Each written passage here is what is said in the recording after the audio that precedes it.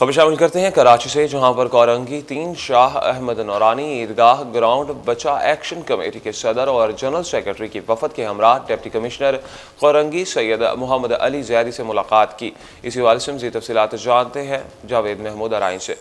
जी बिल्कुल, कुरंगी 3 शाह अहमद नूरानी ईदगाह ग्राउंड बचाओ एक्शन कमेटी के सदर तारिक महमूद, इनकलाबी जनरल सेक्रेटरी इलामा खलील अहमद नूरानी और शाह अहमद नूरानी ईदगाह ग्राउंड कमेटी के सदर मोहम्मद आमिर और जनरल सेक्रेटरी मोहम्मद रफ़ीक नाना की डिप्टी कमिश्नर कुरंगी सैयद मोहम्मद अली जैदी से उनके ऑफिस में मुलाकात की और शाह अहमद नूरानी ईदगाह ग्राउंड बचाओ एक्शन कमेटी ने अपने तहफ़्फ़ुज़ात से डिप्टी कमिश्नर कुरंगी सैयद मोहम्मद अली जैदी को आगाह किया। डिप्टी कमिश्नर कुरंगी सैयद मोहम्मद अली जैदी ने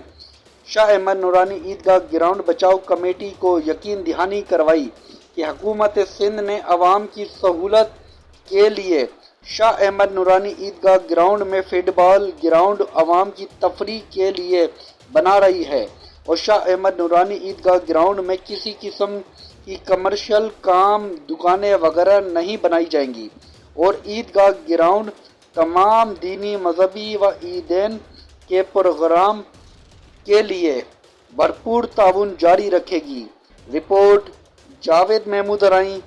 Karachi reporter, Red News HD, Karachi.